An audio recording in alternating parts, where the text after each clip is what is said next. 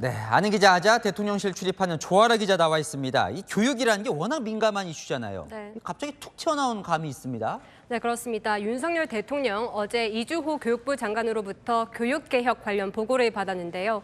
이 자리에서 윤 대통령이 사교육비 부담을 지적하며 수능을 언급했습니다. 대학 수학능력 시험과 관련하여 변별력은 갖추되 학교 수업만 열심히 따라가면 문제를 풀 수 있도록 출제하고 학교 수업에서 다루지 않은 내용은 출제해서 배제하라고 말씀하셨습니다. 네, 이 이야기를 들으면 여러분은 어떤 느낌이 드십니까? 많은 이들이 쉽게 내겠구나라고 생각했고 이른바 물수능이 될 거라는 전망이 쏟아졌습니다. 대통령실은 4시간 만에 정정 공지를 냈는데요. 그러면서 이주호 장관에게 한 대통령의 추가 발언을 소개했습니다.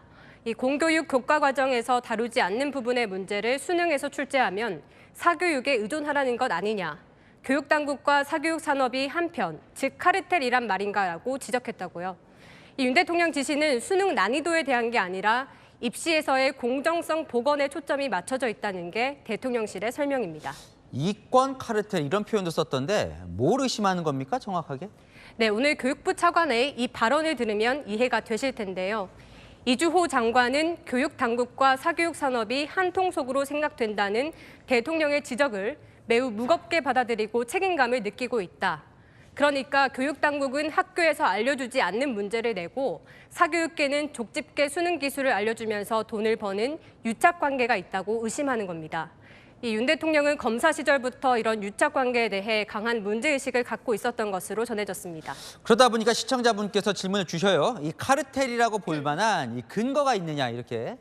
아직까지 뚜렷한 물증까지는 제시하진 못하는데요. 의심할 만한 정황이 있다고 합니다. 윤 대통령은 지난 3월 이주호 장관에게 수능 관리를 잘 해달라는 별도 비공개 지시를 내렸는데요. 그 첫 시험대가 지난 1일에 치러진 6월 모의평가였습니다. 3개월 준비할 시간을 줬는데도 모의평가에서 교과 과정 밖에서 문제가 나오자 이건 사교육계와 이권 카르텔이 있다고 본 겁니다. 우선 그 책임을 물어 대입 담당 국장이 교체됐고 이 모의평가를 낸 한국교육과정평가원 감사도 실시하기로 했는데요. 이 교육부 전반으로 감찰이 번질 가능성도 거론되고 있습니다. 아니 이 6월 모의평가가 어땠기에 이 대통령이 이권 카르텔까지 언급하는 거예요? 네, 윤 대통령은 콕 집어서요. 과도한 배경 지식을 요구하거나 대학 전공 수준의 비문학 문항을 공교육에서 다루지 않는 문제로 지적했는데요. 제가 대통령실에 물어보니 이 문제를 예로 지적하고 있습니다. 6월 모의평가 국어 11번 문제인데요. 양자 역학을 다룬 지문이거든요. 과학적 지식이 없으면 한 번에 이해해서 풀기 어려워 보이는 게 사실입니다.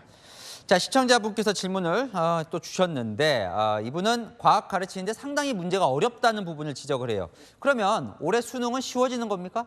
네, 대통령실은 쉽게 내겠다는 뜻은 아니라고 강조하고 있습니다. 공교육 교과 과정 내에서 변별력을 갖추겠다는 겁니다. 학원을 다녀야만 시험 점수가 잘 나오게 하지 않겠다는 거죠. 대통령실 핵심 관계자 이렇게 말했습니다.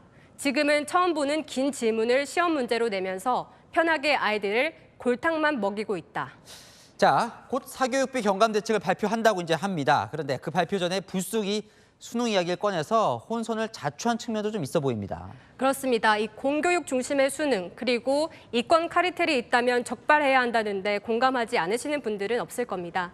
하지만 당장 올해 수능부터 뭘 바꾸겠다는 건지 문제를 쉽게 내겠다는 건지 헷갈리는 발표보다는 세심하게 로드맵을 짠 뒤 발표해야 한다는 지적이 나옵니다.